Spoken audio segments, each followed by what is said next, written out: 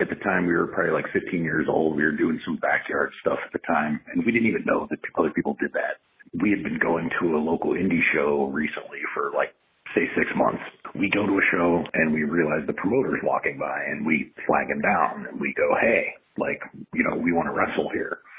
And he goes, you guys are a little bit young. He said, are you guys 18? And we're like, no, we're like 15 years old. And he's like, well, you know, when you're 18, you guys can come here and get trained. And we both kind of like looked at each other, and then we looked at him, and we're like, no, like, you don't understand. Like, we don't need training. Like, we know what we're doing already, which was ridiculous. But he kind of brushed us off and was like, yeah, that's not how this works. You need to be trained. Fast forward to a couple months later, me and the same friends are at the show again, and we just thought that was ridiculous. That's because we didn't have an idea that these guys were really trained. They didn't look trained. We didn't see any guys at the show before that we knew of. That was just our ignorance at the time. So we just thought these guys were just, they figured this out. So we go to a show a few months later, and we get the bright idea during the show of doing some sort of quote-unquote like invasion type thing. Now, this is probably around the time, I want to say, like when the NWO stuff just started. I don't even know if they were called the NWO. It was just Hogan, Hall, and Nash. So what me and my two other buddies decided to do is we were going to leave the event, go out to the car, get our stuff, like, you know, our quote-unquote costume, got our stuff together, and we all come in at the same time. And we walk sort of up towards the ring, but like through the crowd, like this is planned. People are looking at us and everything. No wrestlers pay any attention to us at all. And after like, say like a couple minutes, I think people in the crowd were just super confused.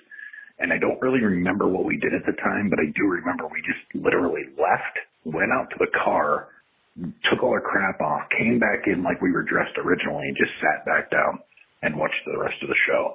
About 6 months later, a lot of us decided to quit doing what we were doing. Some guys actually did go and get trained, but like this has forever been known as the moment where we no longer became marks because we kind of realized that we were idiots. And, you know, to quote a way that people talk about it now, this is super cringeworthy. So there you go. That was the exact term that I had for it. So cringe indeed, but that's the fun of it. We look back on our past and we did some dumb shit, didn't we all?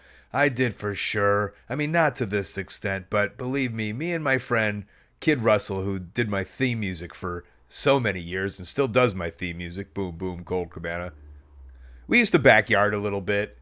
We didn't have a ring or a setup or a promotion or even other friends to backyard wrestle with. It was just us, and we would just have a couple mattresses and we would fart around. And I remember we went to go see a Mid-American Wrestling show and we loved it. And then we found the promoter's email, which was Web TV, and we said, hey, we noticed you have a ring. All we need is a wrestling ring. That's all we need. We will give you the greatest show of all time. And of course, I don't think he even replied, or if he did, he was like, I'll pass, it's okay, once he realized that we were backyard wrestlers. And then, of course, years later, we realized just how dumb we were for doing this, how that's not a thing, and how you need to go get trained to be a professional wrestler. That's how it works. But when you watch wrestling obsessively, and you're kind of athletic, or you can kind of do the moves in the backyard, you just think, not a problem.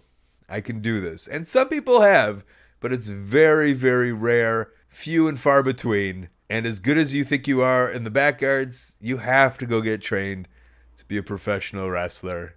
The shame of realizing your bit did not work, going back to the car and putting your clothes on, and then also going back to the show and watching it like nothing happened is very fun.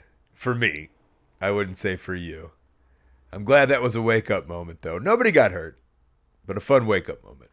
Hey, thanks for watching. That call was part of a whole podcast called Wrestling Anonymous. Listen to the whole thing weekly. Wherever you listen to your podcast, go subscribe. And while you're at it, subscribe right here on YouTube to Colt Cabana's channel. Thank you.